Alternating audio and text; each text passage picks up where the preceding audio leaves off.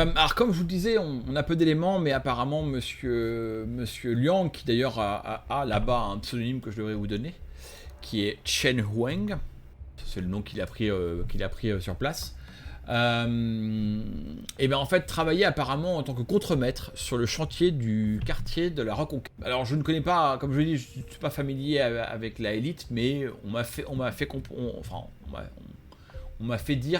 dit plutôt que, on m'a fait comprendre que cette information serait largement suffisante pour localiser, enfin du moins son chantier.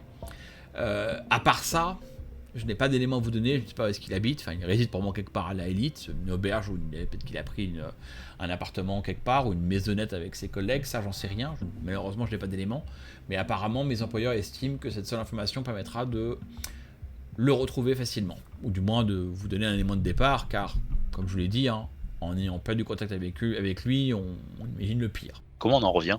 Ah, ça sera très simple, vous pourrez prendre le même chemin qu'à l'aller en fait. Les portails sont à deux directions.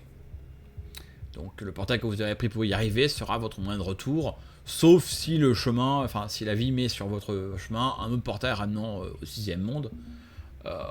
C'est peu probable, mais en tout cas voilà. Donc le point d'entrée sera votre point de sortie. D'accord, donc pas besoin de claquer les talons des souliers rouges, quoi. Une image tout à fait appropriée, mademoiselle Knox. Je suis content pour vous qu'on n'ait pas à le faire, je vous vois assez mal porter des talons rouges. Alors, puisque nous parlons du portail, je peux peut-être embrayer sur la dernière partie du briefing, qui formera pour vous la première partie de la mission. Comme vous l'avez compris, nous avions un portail qui a été, disons, compromis, et que nous ne pouvons pas utiliser pour du moins temporairement. Donc nous allons devoir vous trouver un autre accès.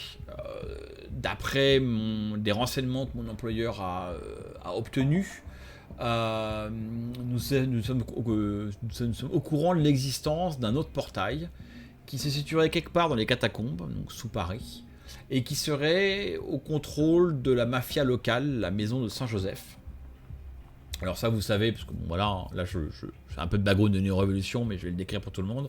Vous savez qu'effectivement à Paris, suite à l'arrivée de Marianne, la pègre traditionnelle, le milieu marseillais et puis le Vaury, se sont fait un peu repousser chacun dans leur pénate. Donc en fait le milieu marseillais qui était assez présent à Paris a reculé et a quitté Paris, et le Vaury est reparti dans le nord. Et en fait le seul réseau criminel qui s'en est pas trop mal tiré, c'est la maison Saint-Joseph, qui en fait est une mafia un peu étrange qui vient des îles, une mafia de black entre guillemets, hein, donc qui vient des îles, enfin des... Alors, je vais encore faire crier des gens en disant les dom-tom. On ne dit plus les dom-tom, je sais, mais bon voilà. Hein. Mais qui viennent des îles françaises. Vas-y, Nkiu, c'est quoi le vrai mot? Tu dis pas Drôme, c'est pas un drame. Un drum, voilà, un drum. Donc, vous savez, qui viennent des drums, enfin de l'équivalent drum dans Shadowrun. Qui à la base est une société assez étrange qui a commencé par faire du trafic d'œuvres d'art ou autre chose, mais qui s'est un peu réparpillé partout et qui a pris le contrôle à Paris du réseau, enfin, qui est le dernier réseau criminel encore en vogue. Pas tellement, alors ils sont assez malins, ils savent bien jouer avec Marianne, ça c'est un truc qu'il faut leur reconnaître. Par contre, en fait, leur gros avantage, c'est que comme c'est une mafia qui est très branchée vaudou et qui a beaucoup de liens avec les Obop, en fait, c'est une mafia qui est très magique. C'est-à-dire qu'eux, ils opèrent par magie, ils s'envoient des esprits, ils sont pas très branchés technologie.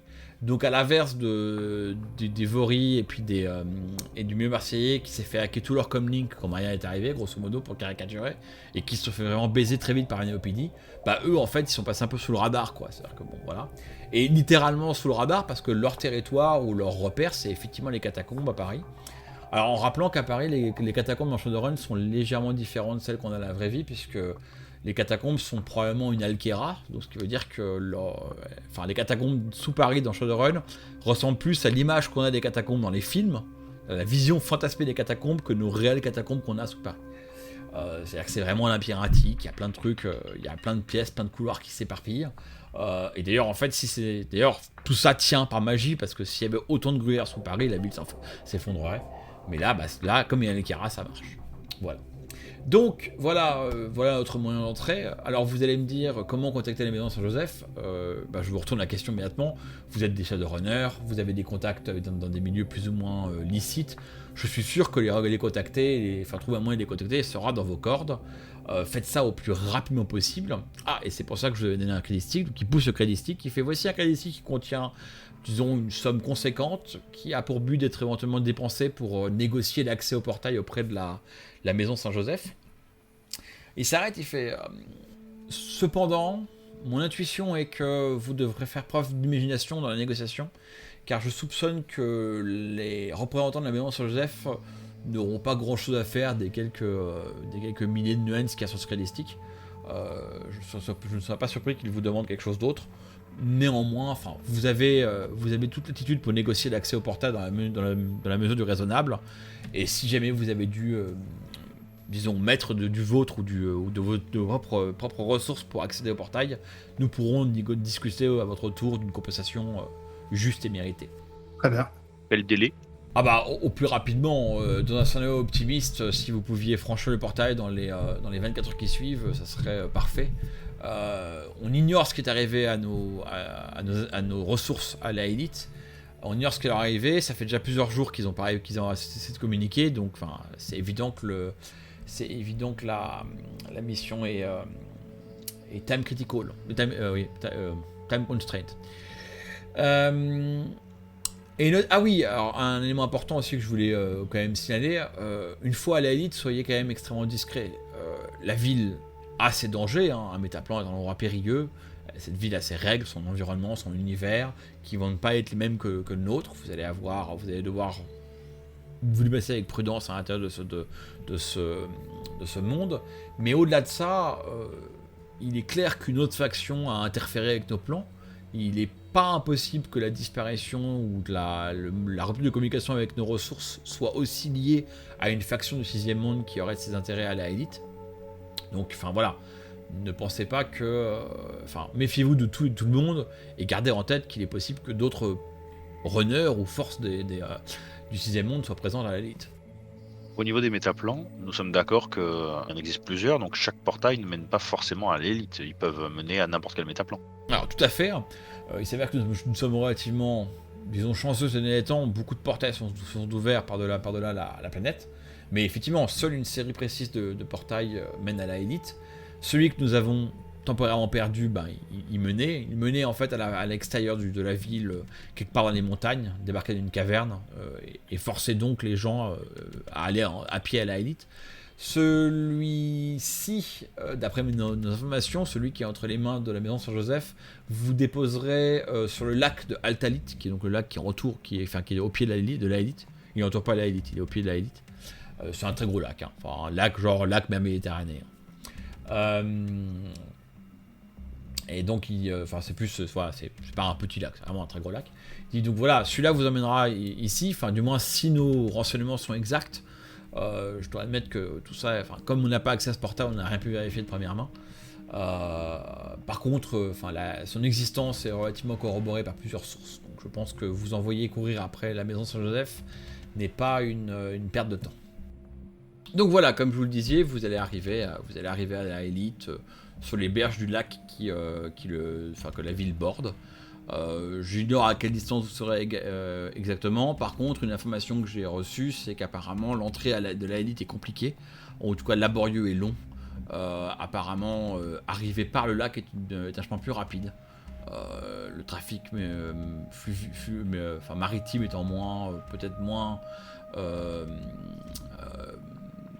surveillé que le trafic piéton. Et donc du coup, je vous encourage à essayer de rentrer à la élite par la voie des mers. Le portail, en fait, ne mène pas dans la ville, quoi. Non, il mène à proximité de la ville, comme je vous disais, sur les berges du lac sur lequel il est posé. Et donc, par abus de langage, je parlais de la voie des mers, mais en l'occurrence, comme avec un lac, ça sera la voie de la mer. Ok, vous nous avez donné toutes les informations ? Je pense avoir fait le tour. Je voudrais juste revenir sur un petit point rapidement, qui est que ça me désole de vous donner ce genre de directive, mais il est évident que mon employeur tient à préserver son investissement.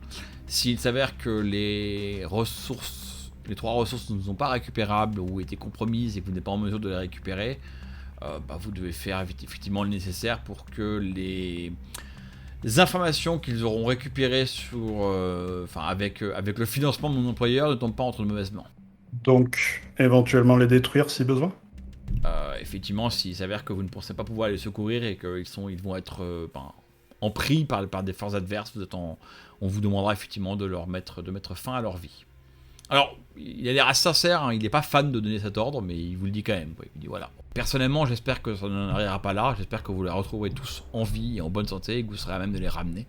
Je ne pense pas que ces 3 individus aient trahi mon employeur, loin de là, et leurs intérêts en général, mais bon, voilà. C'est au cas où les situations tournent mal, vous avez vos ordres. Très bien. Parfait. Alors là, du coup, jusqu'à maintenant, il a un peu tenu la forme, mais là, vous sentez que là, le steam patch qu'il maintient en vie depuis 3 heures commence à s'effondrer. Il fait bien. Si vous n'avez pas d'autres questions, je pense que je peux vous pouvez démarrer le travail dès maintenant et je vais vous laisser. Voilà un numéro de communique où me contacter quand vous aurez fini. Je vais aller me reposer. Là-dessus, il se lève. Il fait un petit hochement de tête, très poliment. Il fait un signe à la serveuse et puis en fait il clique sur une arrow pour payer votre facture. En gros, le repas est offert et il dit vous êtes dans un endroit relativement confidentiel, vous pouvez éventuellement discuter de la mission ici, mais voilà, le restaurant va rester encore ouvert une petite demi-heure, vous pouvez profiter des lieux pour discuter. Et là-dessus, il vous fait un petit hochement de tête et puis à moins que vous le reteniez, il s'en va. Très bien. Comment il s'appelait déjà? Louis Bellaran. Ah oui, Louis Bellaran, tout à fait. Et donc j'imagine que personne d'entre nous ne connaissait ce Louis Bellaran. Alors mécaniquement, on est anarchie, vous pouvez dépenser un point d'anarchie pour dire ah j'ai entendu parler de lui ou je savais un truc sur lui, ça c'est possible. Par contre, effectivement, si vous le connaissiez avant, il aurait réagi. Oui, Il n'est pas devenu amnésique. Alors il faut dépenser un second point d'anarchie pour dire qu'il a depuis eu le CFD et oublié votre existence. Voilà. Ok. Eh bien, moi, j'utilise un point d'anarchie pour dire... Comment il s'appelle, Saint-Joseph? La Maison Saint-Joseph, c'est le nom de l'organisation. La Maison Saint-Joseph. Quand je suis arrivé en France, j'ai fait mon premier run pour la Maison Saint-Joseph. Simple vol de données, justement. Il manquait de hackers dans leur rang pour récupérer quelques données confidentielles. Du coup, je connais une de leurs cellules et je vois à peu près à quel niveau des catacombes on peut trouver cette cellule. Ok, ouais. Ouais, tu connais leur plan, qu'effectivement, tu sais qu'ils ont en fait leur cellule, on y accède. Enfin, leur cellule, ça fait très terroriste, mais on va dire que ce petit bout de gang, souvent c'est des gangs, hein, ou ce petit cercle de trucs. En fait, ce bout de gang, alors tu connais le lieutenant de ce bout de gang là. Enfin, voilà, c'est lui qui t'avait appelé un peu à l'aide. Effectivement, ils sont pas très experts dans la matrice. Ils avaient vraiment un truc emmerdant. Ils avaient vraiment une mission. Enfin ils avaient une livraison de cam qui arrivait dans une boulangerie, tu vois, genre on livre de l'avoine et un peu de bœuf éveillé, genre le truc comme ça qui passait nickel, et en fait ils s'étaient un peu filmés parce qu'il y avait plein de caméras autour de la boulangerie, ils avaient peur que ça passe pas, et ils avaient fini par te payer pour dire vas-y mets les caméras en boucle pour que personne remarque à ce moment là, et donc t'avais fait ça. On va lui donner un nom à ton contact, c'est bien qu'il ait un nom. Ah merde, j'ai pas, j'en ai un en tête. Nom antillais. J'en ai un justement dans Neo Révolution, je l'avais vu tout à l'heure là, donc je vais le reprendre. Hein. On va quand même pas, on va pas se fatiguer quand même. Il s'appelle Abdon Goma. Abdon Goma. Donc c'est un antillais plutôt sympa, fin de vingtaine, alors un peu un gosse des rues, le mec il a grandi, voilà. Mais bon, voilà, donc cheveux très courts, un peu, enfin pas trop costaud, mais assez grand et un peu sec, et plutôt sympathique, et donc il a toute une petite clique de gens à qui il fait affaire, et tu sais qu'effectivement, à quelque part de cette boulangerie où tu as fait cette livraison, en fait il y a une boutique... Ah bah forcément, pas quelque part, mais en fait, on va dire que la boulangerie, elle est près de, comment ça s'appelle, c'est quoi, de Château Rouge Château d'Eau à Paris. Et donc en fait, à côté, t'as tous les coiffeurs afro. Et donc dans un des coiffeurs afro, tu peux rentrer. Tu sais que quand tu vas dans l'arrière-boutique, en fait, c'est dans une cave. Et en fait, la cave, elle est reliée au catacombe. Donc voilà. Et donc en fait, tu rentres en douce. Tu rentres, elle va dire salut, je veux me prendre une coupe de cheveux, et voilà. Et alors la bonne nouvelle, c'est que dans Shadowrun aujourd'hui, le coiffeur, il ferme tant qu'il y a du monde, il est ouvert, hein, donc il ferme pas à minuit et demi. En plus, il est à 2 pas des derniers locales de répétition de Paris, donc en fait, il y a plein de groupes de reggae qui viennent répéter dans ce coin-là, comme aujourd'hui. Et donc voilà, donc c'est un moyen pour le contacter, effectivement. Alors par contre, lui, Comlink, bon, parfois il y en a un, parfois il n'y en a pas. Hein. C'est pas un expert du Comlink, quoi. Ok. Nox, Dactari, donc je les informe de ce truc-là. Qu'est-ce que vous pensez de ce run? Est-ce que vous pensez qu'il y a des trucs qu'il faut qu'on fasse en préparation avant de partir dans les métaplans? Bon, on peut penser légèrement à nos blessures, mais je pense que ça sert à rien de trop attendre. Hein. Qu'est-ce que t'en penses, toi, Knop? J'ai cru comprendre que leurs gars, ils en étaient pas. Enfin, a priori, ils ont des mecs au cul. Faut qu'on se bouge, quoi. On va se tourner les pouces à rien foutre. Ok, bah, si on allait voir Abdongoma, peut-être qu'il pourra nous renseigner un peu plus. Alors, transition sur fond noir, hein, donc vous quittez le petit restaurant chinois, vous prenez, alors je sais pas si vous avez de véhicule, ou vous Ouais. prenez un taxi, ou vous prenez un... Oh, t'as un véhicule toi? Ouais. J'ai un GMC plutôt que. Non, c'est une fourgonnette, tout ce qu'il y a de plus classique et tout ce qu'il y a de plus pratique, on va dire. Ça va pas très vite, mais c'est fiable. Allez, vends-nous du rêve, décris-la un peu quoi. Et puis tu vas façon pimper un peu, pas t'as pas la porte. Ah non, pour quand je vais dans Paris, jamais. Il faut que ça soit transparent, que ça passe inaperçu. Justement, c'est une fourgonnette noire, tout ce qu'il y a de plus banal, justement. Mais quand tu rentres à l'intérieur, par contre, là oui, là, c'est ma maison, quoi. T'as tout le matériel qu'il faut, t'as un lit médicalisé, t'as la totale, tu peux t'allonger, je pourrais y vivre dedans sans aucun problème. Ok, ouais, donc du coup, bah, vous prenez le van, vous remontez. Alors, vous étiez pareil, enfin, près de Place d'Italie, hein, donc du coup, quartier dans le 13e. Vous remontez vers le centre-ville, vous traversez avec l'un des ponts la Seine. Vous arrivez au nord des Halles pour débarquer en fait entre les Halles et puis gare du Nord ou gare de l'Est, sans côte à côte. Vous avez Château d'Eau, effectivement, enfin le métro Château d'Eau, puis les rues qui vont avec. Et quand vous vous garez à quelques pas de là, c'est perpendiculaire à la rue Saint-Denis. Donc vous avez quand même des éternelles travailleuses rue Saint-Denis. Hein. Je pense pas l'avoir remis dans le bouquin, mais on les a pas enlevées. Vous passez autour de quelques travailleuses avant de débarquer dans cette rue qui est un peu plus folklorique. Et là, donc effectivement, vous avez des méta-humains d'origine des Droms, du coup. Donc vous avez des grands orques à la peau noire, plein d'humains, etc. Donc c'est très picaré. Et puis d'un seul coup, alors même vous arrivez, il doit être presque minuit. Même à minuit, il y a encore beaucoup d'agitation. Il y a quelques troquets qui sont encore ouverts. Beaucoup des coiffeurs sont encore ouverts de manière assez incroyable. Notamment celui que tu veux aller voir, tu es content. Et donc voilà, il y a pas mal de monde par d'agitation. Et puis d'un seul coup, il y a une odeur de ganja qui envahit les lieux. Coupé un peu à la deep weed, hein, parce que c'est quand même Shadowrun, hein, on a diversifié les drogues. Et évidemment, le reggae devient omniprésent. Quand vous arrivez devant, quand vous poussez la porte du centre de coiffure, là d'un seul coup c'est bon, il y a du gros Bob Marley qui tombe. Enfin quelque chose de plus récent que Bob Marley, mais bon, voilà. Et donc à l'intérieur vous avez ce coiffeur. Alors, il y a, comme on peut l'imaginer, vous avez une grande black qui doit taper doucement la fin de la quarantaine et qui est en train de mettre des extensions sur une jeune black. Donc la fille a des cheveux crépus qui ont été mis en petit truc, et puis elle lui accroche des espèces d'énormes lattes de cheveux. Bref, donc du coup voilà, elle est en train de faire ça. Et elle vous regarde avec un grand sourire, un peu amusée de vous voir arriver. Elle fait alors, vous êtes perdu ou vous voulez relooker là, ou l'un de vous veut se relooker? Sachant quand même que quand on voit la gueule de vos persos, vous avez vraiment rien à faire là. Donc voilà, comme je vous laisse réagir à cette magnifique altercation. Mon ami l'elfe voudrait une coupe afro.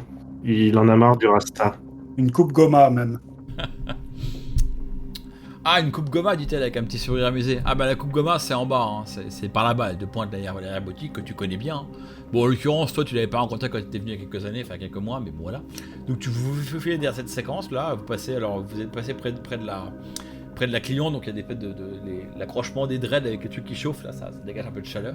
Puis vous descendez, vous poussez le rideau de perles qui sépare derrière la boutique. Là, sur la gauche, le petit escalier qui descend, et vous arrivez dans une cave tout à fait normale qui a sa place sous la boutique, sauf qu'il manque un pan de mur, quoi. Il y a un pan de mur qui est manquant, puis ça mène directement dans les catacombes. Enfin, en fait, ça mène dans une sorte de goulot un peu sombre qui descend. Et quand vous arrivez en bas de l'escalier, il y a assis sur une chaise en train de faire un peu la garde, un des mecs de Goma qui te reconnaît. Alors au début, il surprend un peu voir quelqu'un arriver. Enfin, la meuf est un peu prévenue, donc il s'y attendait quand même un peu. Il met un peu la main là où il doit avoir un pistolet ou une mitrailleuse légère. Mais bon, quand il te reconnaît, il dit que ça doit aller. Il te fait un hochement de tête, il fait vas-y, suis-moi. Tu vas voir Goma? Ouais, t'as de la chance, il est là ce soir, donc allez hop, viens. Et alors bon, il va quand même regarder un peu tes deux compères avec un peu de méfiance, il les connaît pas, donc il va garder un œil sur eux. Mais les connaissant, tu penses qu'il te fait confiance parce que t'es avec eux, quoi. Donc voilà, vous descendez un petit peu dans un goulot un peu sombre et un peu humide jusqu'à rejoindre ce qui commence à être vraiment des catacombes. C'est-à-dire que quand vous arrivez au bout du goulot humide qui est vraiment plus de la terre creusée qu'autre chose, vous débarquez dans un endroit où il y a quand même, il y a pas des piles de crânes morts hein, comme dans les catacombes, c'est un peu moins cliché que ça. Mais la structure a l'air un peu construite, la porte de gauche a une arche, à droite il y a l'air d'avoir des colonnades et à gauche, il y a une structure qui ressemble un peu à un ossuaire creusé dans le mur. Il fait très sombre, donc c'est un peu dur à dire. Et au milieu de cette pièce, qui devait servir vraiment à autre chose quand elle a été construite, il y a une table qui a été un peu bricolée là. Enfin, vraiment comment ça s'appelle ? Tréteaux, merci. Deux tréteaux, une planche de bois. Et là, vous avez Goma avec quelqu'un de ses compagnons qui sont là. Alors, ils sont habillés avec leur look un peu. On va appeler ça punk rasta, quoi. Je vous laisse me dire ce que ça peut être. Et puis, ils sont posés sur une table. Il y a des différents trucs de drogue qui sont en train d'être coupés, arrangés, nettoyés. Il y a des sacs de crédit stick. Visiblement, ça parle business. Il y a aussi quelques flingues. Alors, quand tu arrives avec le garde, là, le mec de l'accueil, bah, il fait un geste aux autres. Les mecs ne gagnent pas leurs flingues. Et puis, au moment où Goma te reconnaît, il fait « Ah, l'elfe nerdy, c'est quoi ton nom Lupin Presque ça, Elio. Ah ouais, comme le dragon là. Ok, bah là il te fait un câlin, il te fait ah, viens à la table et tout. Bon, c'est qui tes copains T'as développé un fétiche pour les nabos ou Non, tu peux leur faire confiance, t'inquiète pas. Il y en a un qui est médecin, et puis l'autre sait bien se battre, c'est mon équipe. Alors, du coup, il regarde Nox, il se dit ça doit être le médecin, puis il regarde l'autre, il fait ah non, bah ça va être le médecin finalement. Donc voilà, bon, il va qu'est-ce qui t'amène ici de si bonne soirée? Eh bien, Abdon, écoute, je suis à la recherche de quelque chose qui se trouve dans les catacombes. Est-ce que tu as entendu parler d'un portail qui mènerait vers un métaplan? Ah, tu sais, moi, j'ai toujours les oreilles ouvertes, j'entends plein de choses, dit-il avec un grand sourire extrêmement espiègle. Après, tu sais que les catacombes, c'est chez nous, c'est notre demeure à nous, hein, donc c'est un peu notre domaine, hein, donc on est un peu prudent sur ce que, enfin, il y a beaucoup de rumeurs qui circulent qui sont pas forcément très vraies, et puis ben notre domaine, c'est notre joujou, hein, donc on le... Alors pardon, joujou au sens vaudou du terme, J-U-J-U, pas au sens faire jouer. C'est voilà, on est protecteur. Qu'est-ce que tu veux à ce portail, dit-il un peu méfiant. Écoute, tu me connais, moi, c'est ni vu ni connu. J'entre, je ressors. Il se trouve que j'ai des amis qui sont coincés là-bas et que j'ai besoin de les ramener ici. Ouh, donc tu veux te balader dans les plans, dans les métaplans. Je dis avec un petit sourire amusé, il fait il dit après c'est que, enfin moi, tu sais, je suis qu'un petit, hein, c'est pas moi le patron ici. Il faut que tu causes avec le chef. Hein. Le chef, il pourra te donner accès s'il va bien. Puis bah il va falloir un peu payer machin. À ce niveau-là, il n'y a pas trop de soucis à se faire. Tu peux nous présenter au chef? Je peux tout faire, dit-il avec un grand sourire, c'est genre. Mais je peux tout faire avec la banane. Évidemment. On lui sort quelques crédits, enfin un crédit, avec un peu de pognon dessus. Ouais, je balance un peu de bakchich, ce qu'il encaisse volontiers, et puis il ramasse la petite haro avec des nuages dessus, quoi. Et il fait 2€, on est en Europe. Il fait écoute, oui, on peut effectivement en causer. T'as de la chance en fait, ce soir il y a grosse soirée là dans une partie des catacombes pas loin d'ici. Donc et le chef y est. Bon, alors là, du coup, au moment où il dit ça, t'as les deux autres mecs qui se lèvent un peu tout contents. Alors on y va, boss et tout. Et tu sais, il dit ah, fait chier. En fait, tu comprends que ça fait 2 heures qu'elle est mis à Gotham pour aller à la soirée et qu'il voulait pas y aller. Et que maintenant, bah là, du coup, il s'est un peu. Enfin voilà quoi, il s'est un peu. Il a pas traqué dans la mauvaise direction quoi. Il fait bon, bah d'accord, bah allez, ramasser le matos là, c'est pas de bordel. Ah, fais pas tomber les drogues, bordel. Paf, il lui colle une tape sur la tête là. Allez, bon, on va faire un tour. Bon, alors on va vous emmener. Hein. Il vous regarde, il fait bon, encore, ta copine la naine, ça va, elle a un bon look. Vous deux, vous êtes des ploucs, hein, mais bon, comme vous êtes avec nous, vous pourrez rentrer quoi. J'en attendais pas moi. Est-ce que Nox ou Dactari veulent ajouter quelque chose à la scène ou est-ce que je continue? Non, mais ça, je reste de marbre. Non, c'est très bien. La discussion n'a déjà que trop duré. Nox commençait à trépigner. C'est genre que Nox commençait à ramasser des crânes morts par terre pour les casser, quoi. Sur les comlinks, je dis aux autres, est-ce qu'il y en a un de vous deux qui a un peu de bagou? Parce que autant je connais Goma, mais je connais pas du tout le chef en question. Moi, c'est mes points qui parlent. Ok, c'est déjà bien. Ouais, bah, moi, c'est ces points qui parlent. Drôle. Putain, l'équipe de poètes. L'équipe de gros asocial, quoi. 3 nerds qui font des runs, quoi. Ah oui, toi t'as de l'intimidation. Je suis pas sûr que ce soit la meilleure des stratégies. Et qui est le chef de gang.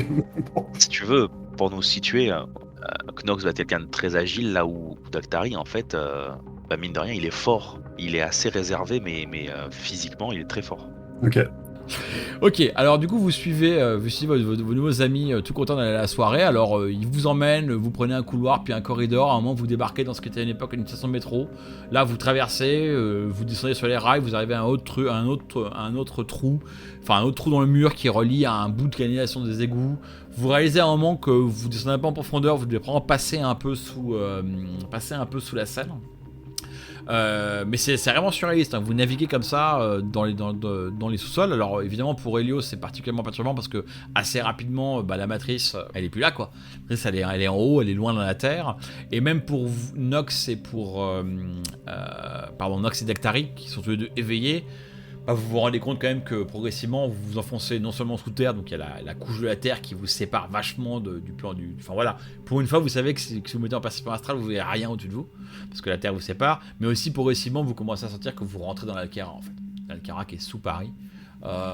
Et d'ailleurs en fait quand vous arrivez, quand vous commencez à le percevoir, c'est quand vous arrivez vraiment dans un truc qui ressemble aux catacombes, mais encore une fois, pas les catacombes telles qu'elles sont vraiment, mais l'image fantasmée qu'on en a. Donc vous arrivez dans une espèce d'énorme pièce qui était à une époque une nécropole, et donc une cave assez une nécropole, c'est exagéré, mais une zone de tombeau, quoi, une cave assez haut de plafond, hein, presque, qui fait presque 2 mètres de haut de plafond, avec des belles colonnades, et puis machin, et puis à droite, à gauche, des colonnes de crâne, au milieu de ce qui est maintenant la piste de danse, une pyramide de crâne qui est incroyablement préservée. Et alors donc pour donner un peu l'ambiance, je peux trouver une photo, hein, mais voilà, hein. Mais là vous avez quand vous arrivez, vous avez entendu la musique avant d'arriver évidemment, hein. Remarque non, parce que vous remarquez en passant le cap du sort que quelqu'un a lancé un sort de silence autour du truc, pas dans le truc, autour du truc, ce qui fait qu'en fait la musique ne sort pas en fait. Et donc quand vous passez, d'un seul coup la musique débarque, là, poum poum poum poum, un gros truc avec la grosse basse qui débarque, et puis le floor dance entièrement rempli de gens. Alors en plus vous réalisez en débarquant que c'est non seulement une rave party, mais c'est une rave party où il y a clairement une partie de la scène transhumaine de Paris qui a débarqué. Donc non seulement vous avez plein de gens qui dansent, qui ont l'air tous d'être défoncés à un niveau ou à un autre, mais en plus la foule est complètement bigarrée. Vous avez, alors attendez, est-ce que c'est où que j'avais fait quelqu'un d'autre ? Vous avez à gauche une très jolie jeune femme en lingerie fine avec des ailes d'ange. À droite, une créature complètement androgyne à la peau bleue. Un troll complètement dépourvu de cornes, qui a des yeux cybernétiques à la manga, donc quand il danse et qu'il ouvre les yeux, ça fait des grands yeux de manga. Et il y a vraiment comme ça des looks extrêmement étranges. Il y a un bon tiers de la population qui a vraiment été prendre le fond de catalogue de tout ce qui est cyber amélioration, BioWare, cosmétique possible et imaginable. Évidemment, là, alors que vous rentrez, vous voyez que sautant sur la pyramide de crâne, il y a une femme chat, poum poum, qui saute. Et dans l'eau, il y a quand même des orques, des elfes et des humains, mais en fait, tout ça n'a jamais paru. Les orques, les elfes et les humains vous paraissent complètement bénins et normal par rapport au reste, quoi. Et donc là-dessus, c'est le gros ambiance avec le gros son. Et alors là, dès que vous arrivez, les deux lieutenants de Goma, pouf, eux ils disparaissent dans la foule, quoi. Ils sont partis danser, quoi. Ils connaissent quelqu'un, hop, ils claquent à une fille, hop, ils vont commencer à danser, pouf, ils disparaissent. Nous aussi. Nous aussi, on va danser. Ok. Daktari y va et tout. Alors vas-y, dis-nous un peu ce que tu fais, Daktari, quand tu vas danser. Moi simplement, je me mêle à la foule de manière on ne peut plus sociale. Je cherche à m'approcher du bar quand même, parce qu'il doit bien y avoir un endroit pour boire. Et effectivement, tiens, vas-y, Julien, décris-nous le bar improvisé qui a été fait dans la scène. Là, c'est pour le coup, t'as des palettes de partout, des bouteilles qui jonchent le sol, mais de l'autre côté en fait, hein, tu sais pas trop comment c'est fait, mais c'est joliment organisé en fait, hein, mine de rien, avec ces espèces de jours au niveau des palettes, tu vois les gens circuler, tu vois pas mal de petites choses, et en fait il y a de tout, il y a à boire, à manger non, mais t'as toutes sortes de boissons, sans étiquette les bouteilles pour la plupart, ce qui est un peu bizarre, mais bon. Voilà, moi je m'approche. Le bar est assez haut, donc mine de rien, je peine. Mais Tu m'as eu sur ce que là, vas-y, écoute. Mais étant en un, il y en a d'autres dans la salle. J'arrive à me faire entendre.